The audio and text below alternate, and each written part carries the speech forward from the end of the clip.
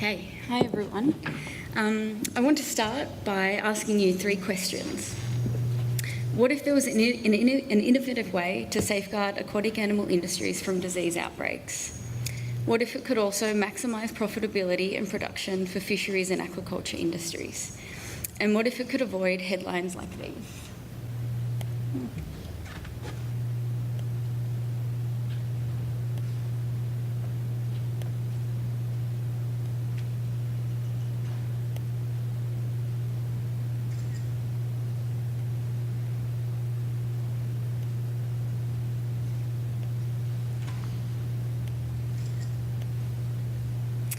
These are just some of the disease outbreaks that have happened in Australia over the last 10 years. Which brings me what I'm here to talk to you about today: biosecurity and future-proofing aquatic animal industries to respond to emergency animal disease outbreaks. I'm part of a team that's working on developing an aquatic deed, an industry government agreement on how we will respond to disease outbreaks. So what are we trying to achieve? Fitting in with the theme of this Seafood Directions of seeing the future, we know that biosecurity risks are increasing and won't be going away anytime soon, partially due to changes in production and trade profiles, both globally and within Australia. For example, we have already heard that seafood is the most traded protein globally, and there are other factors like rapid domestication of species and emerging diseases that we haven't heard about before. We also know that aquatic animal diseases can and do affect both aquaculture and capture fisheries, as well as the environment. For wild capture fisheries, some go unseen, but others have significant impacts, such as abalone ganglioneuritis in Victoria in 2006. For aquaculture, disease outbreaks regularly and continue to cause major impacts on production around the world, costing tens of billions of dollars over the last 10 years. And so we are developing an aquatic deed to provide the industry with equity, effectiveness and certainty for future disease outbreaks. It will also improve aquatic animal health, risk mitigation and response capability. Again, if we look into the future, we know that risk mitigation is the most effective form of biosecurity, which is a key ingredient in the aquatic deed. And if a disease outbreak does happen, a rapid and decisive response is essential, which is also what the aquatic deed is trying to achieve.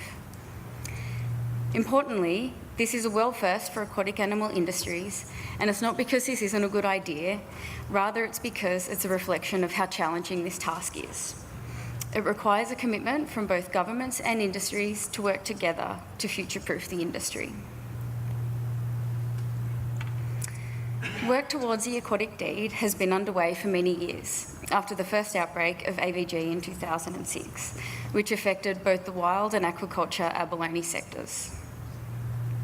Although there are similar agreements in place for plant and animal industries, it became apparent early on that the aquatic animal industries needed their own agreement.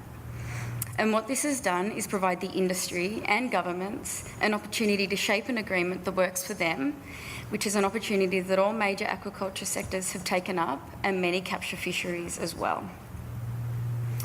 This project has been going for some time, but it's in the last 18 months in particular that industry and governments have been working together intensively.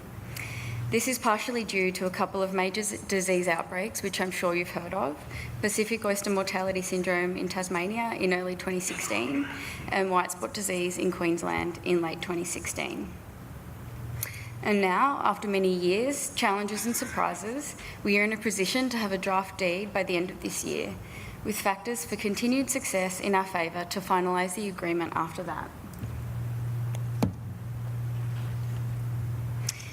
If there was one word that I would use to describe this project, it's complex.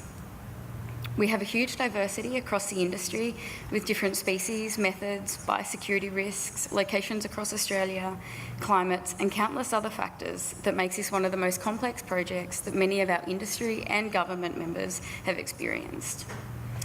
And on top of this, there are also public interests like recreational fishers, biodiversity and environmental considerations, Aboriginal and Torres Strait Islander fishers and public amenity. But what I really want to focus on for the rest of this talk is how innovation and all industries working together has been essential for us getting to where we are today.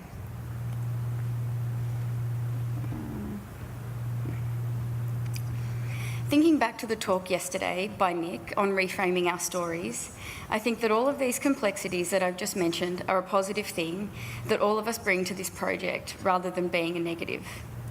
Even though there are things that make us different, which is great, there are also many commonalities that we all share, which has been essential for all of those involved in the project to focus on. One thing that we all share is the objective of improving biosecurity and aquatic animal health, but another thing that we all share is wanting to protect the seafood industry to secure it for future generations. Because of this diversity, it became clear early on that a one-size-fits-all approach won't work, and instead there has been compromise, innovation, and new ideas. What's really important to acknowledge here is how all of the industries have worked together, and although they have not always agreed, which is okay, they have eventually reached agreement. And it's by focusing on what we have in common rather than the differences that is making the aquatic deed a reality. So what's next? There is a good story to tell so far, and it's still being written. I think it's a good news story and one that the seafood industry can be proud of. A novel and world-leading approach that will safeguard the industry against disease outbreaks and also unite the industry in doing so by talking about biosecurity and shared objectives together.